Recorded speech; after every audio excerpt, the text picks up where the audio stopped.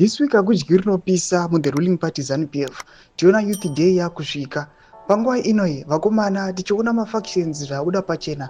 Makona zvavakaita last week iro the Heroes Eka. Muchiona vandatenda mavetera nevakomana vekwajenerari nemamwe makurukoza yapo zvavakaita panga pari parufu apa.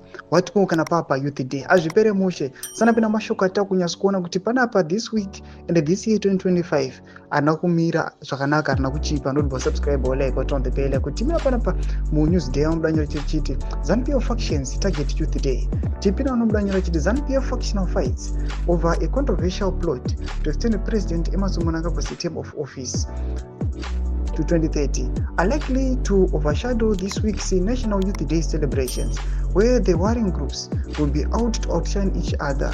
Newsday can report the rivalry between Mnangagwa's supporters and those sympathetic to his deputy Kuzoti Chiwenga were on full display at the recent national events, including at the National Heroes Eka, where they sang and chanted slogans denigrating each other. Zimbabwe will on Friday this week commemorate National Youth Day celebrations. Panapa ndo masvika nobuda nyika kuna zvinzi nemusi Friday patona kuti nyika inenge ichicelebrata the National Youth Day. Panapa zvakamboonekwa zvichiitika kuHeroes Eka kana mozoona zvakuitwa nemayouths kwaunyatso kuonekwa kunzi tichanyatso kuona clear cut difference kuti vari kusapota general ndevapi, vari kusapota 2030 ndevapi, vanhu vonyatso kuzoona kuti vachioutshinwa ndevapi.